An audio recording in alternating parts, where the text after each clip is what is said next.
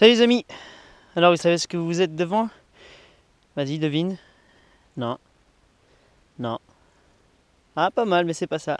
Regarde, c'est une tache de farine. Je fais du pain et je me suis encore loupé. Enfin, pas loupé, j'en ai foutu partout. Voilà, je vous montre. Quelle belle journée aujourd'hui. Ça vous met la patate, hein. Merci pour tous les commentaires, les trucs. Je suis content de vous en mettre plein la patate, c'est le but du jeu. Alors aujourd'hui, qu'est-ce que j'ai fait? Encore, je continue, je plante des arbres. Non mais c'est pas possible, ma mère, t'arrêtes. On se balade tous les jours en famille. Et quand on se balade, vous avez vu l'autre vidéo, je fais plusieurs fonctions, pourquoi pas. Donc par exemple, tous ces petits arbres qui poussent un petit peu partout, et ben j'essaie d'aller au plus profond pour pas abîmer leurs racines. Et je les sors du pétrin. En fait, ce qui se passe, c'est qu'ils poussent dans des endroits qui sont pas... tu vois, même un chêne, là. Bon, ils sont pas super bien placés parce que c'est là où les gens avec leur machine, ils viennent et ils les coupent. Donc ils sont condamnés, c'est clair et net. C'est pour ça que je me permets, moi, de les déplacer. Et puis je les mets sur toute la bordure. Donc je vous explique vite fait. Là, c'est mon voisin. Là, c'est à moi, mais c'est pas à moi, c'est à nous, c'est à la vie. Et puis là, c'est le terrain où on est. Donc en gros, ici...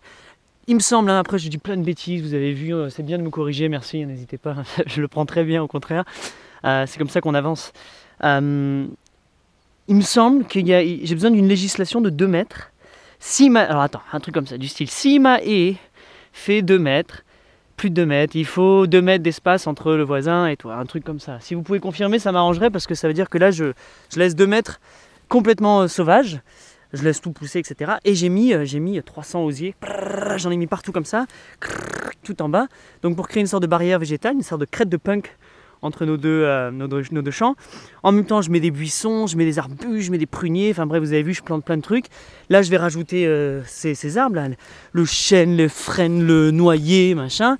Je mets énormément de matière organique aussi ici, que je n'ai pas pour l'instant, mais à chaque fois que j'en trouve, j'en mets là. Donc là, je vais choper des vieux ballots de paille, des vieux ballots de foin, etc. chez les fermiers voisins, leur demander de m'en livrer 20, 30, 40, tout ce qu'ils peuvent.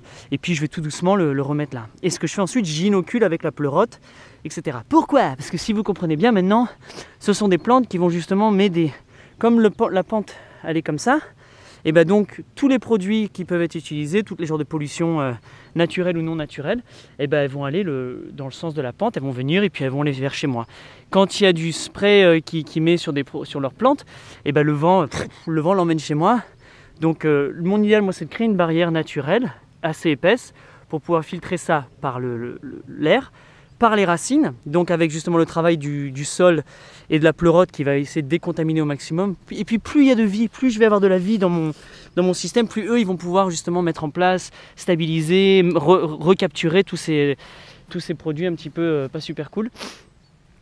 Voilà, donc je continue au maximum et de plus en plus, plus elle va être épaisse ma haie. Il y a aussi une haie fruitière, il y a une haie, donc il y a plusieurs fonctions à ça. Et tout un petit écosystème va pouvoir être là, ce qui va me casser le vent. Donc en plus dans la science, je sais pas quoi, thermale, permacole, etc., on apprend que si j'ai une haie qui fait 1 mètre de hauteur et que le vent vient de ce sens-là, sur 10 mètres, cette zone-là va être protégée du vent. Et le vent, c'est justement ce qui est en train de créer un petit peu ça. Ça permet... il y a beaucoup d'eau qui s'évapore, etc. Donc, si on peut protéger au maximum du vent, c'est le top. Donc, une est de 1 mètre, 10 mètres, 2 mètres, 20 mètres, etc. etc. J'ai un vent fort. Moi, je veux qu'au maximum, elle soit quand même protégée du vent qui est intense. Je veux bien qu'il passe, il n'y a pas de souci. Au contraire, ça aère. Et puis voilà, donc ma haie va être là, va servir plein de fonctions, plein de rôles. Le soleil tapant comme ça va aussi créer justement, ça va enfermer toute la lumière ici, toute ma chaleur, créer un sorte de microclimat, micrète-climat. Et voilà, tiens, je parle et puis regardez ce que je vois. Bonjour messieurs les champignons, bonjour. Ça c'est bon signe. On s'en fout de savoir ce que c'est, si vous allez les manger ou pas. C'est bon signe quand vous avez justement des champignons sur vos terrains, ça veut dire qu'il y a la présence de fonges et de bactéries. Et donc en fait, tout doucement, le sol va changer un petit peu sa constitution en fait. Le rapport de bactéries et de fonges, plus il augmente, plus il y a de fonges par rapport aux bactéries, plus on va vers une forêt. Donc moi, mon but, comme je veux planter une forêt, c'est de faire en sorte que le mycélium arrive de plus en plus. Donc c'est pour ça que planter tous ces arbres au maximum, tous les types d'arbres, moi je m'en fous, je mets tout le monde. Il n'y a pas de sélection. Tout le monde vient là, et ben ça permet justement au mycélium de pouvoir être le bienvenu, de pouvoir rentrer en symbiose avec avec l'écosystème et d'augmenter justement ce ratio, puisque plus il y a de bactéries, si c'est le contraire, s'il y a trop de bactéries pour très peu de fonges, et ben c'est toutes les mauvaises herbes qui peuvent prendre. Parce que justement c'est le ça dont elles vont se nourrir, il va y avoir plus de nitrates, etc. Donc en fait elles vont pouvoir proliférer dans un sol qui est faible en fonges, en champignons. Plus il y a de champignons, moins elles ont justement le pH, etc. qui les satisfassent, et donc moins elles vont pouvoir être présentes, et donc tout doucement elles vont plus pouvoir germer en fait, les graines vont pas pouvoir se reproduire. Par contre, pas partout. Idéalement, dans un truc potager, on peut avoir 1 pour 1, donc une bactérie pour un champignon.